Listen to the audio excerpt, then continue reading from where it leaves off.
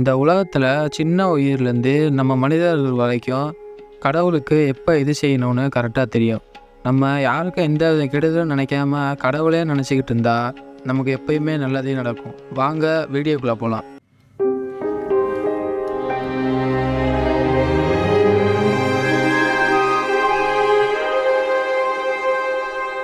அர்ஜுனன் கிருஷ்ணர்கிட்ட ஒரு கேள்வி கேட்குறாரு. கர்ணன் ஏன் தானத்தில் சிறந்தவன் நீ சொல்கிறீங்க? யார் வேணால் தானம் பண்ணுறாமே, நானும் நிறைய பண்ணியிருக்கேன் அப்படின்னு சொல்கிறாரு. கிருஷ்ணர் சிரிச்சுக்கிட்டே, நான் உனக்கு ஒரு போட்டி வைக்கிறேன், அதில் நீ ஜெயிச்சிட்டின்னா தானத்தில் சிறந்தவன் நான் ஒத்துக்கிறேன் அப்படின்னு சொல்கிறாரு. அதற்கும் அர்ஜுனன் ஒத்துக்கிறாரு. கிருஷ்ணர் பக்கத்தில் இருக்க ஒரு மலையை தங்க மலையாக மாற்றுறாரு. இதை நீ சூரிய அஸ்தமனத்துக்குள்ளே எல்லாருக்கும் தானம் பண்ணிட்டீன்னா நீ வென்றதை நான் ஒத்துக்கொள்கிறேன் அப்படின்னு சொல்கிறாரு.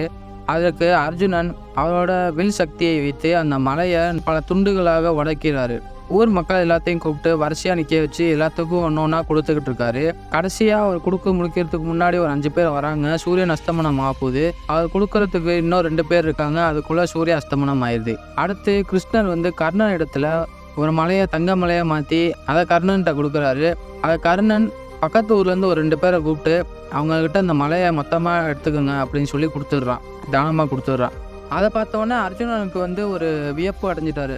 எல்லாருக்கும் பண்ணுறாதானே தானம், அவன் 2 பேத்துக்கு தானே கொடுத்துருக்கான் அப்படின்னு சொல்கிறாரு. ஆனால் கிருஷ்ணர் சொல்கிறாரு, அந்த 2 பேரும் வேறு யாரும் இல்லை, பக்கத்து ஊரில் அன்னசாவடி நடத்துகிறவங்க, அதாவது மக்களுக்கு உணவு அளிக்கிறவங்க அப்படின்னு கிருஷ்ணன் சொல்கிறாரு. இவங்க 2 பேர்கிட்ட அந்த மலையை கொடுத்தா பக்கத்தில் இருக்க ஊரே பல வருடங்களுக்கு உணவு பற்றாக்குறை இல்லாமல் இருப்பாங்க. அர்ஜுனா, நீ ஒன்ட்ட இருக்கிறத கொஞ்சம் கொஞ்சமாக தான் கொடுப்ப, ஆனால் கர்ணன் ஒன்ட்ட இருக்க எல்லாத்தையும் கொடுப்பான் அப்படின்னு சொல்கிறாரு. இந்த மாதிரி பல கதைகளை கேட்குறப்ப அதில் இருக்க நல்ல விஷயங்களையும் நம்ம தெரிஞ்சுக்கணும்.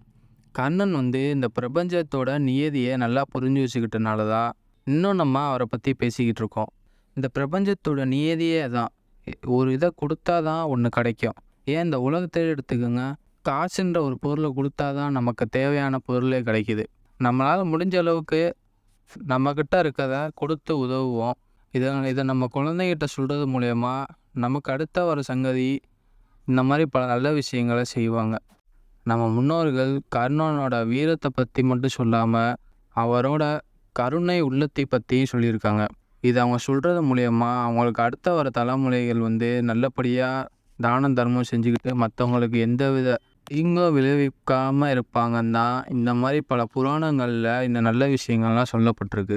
இந்த மாதிரி பல நல்ல விஷயங்களை உங்ககிட்ட கொண்டு சேர்க்கறதுக்கு நான் சந்தோஷப்படுறேன். நன்றி. இந்த மாதிரி பல நல்ல விஷயங்களை தெரிஞ்சுக்க நம்ம சேனலை சப்ஸ்கிரைப் பண்ணிக்கோங்க.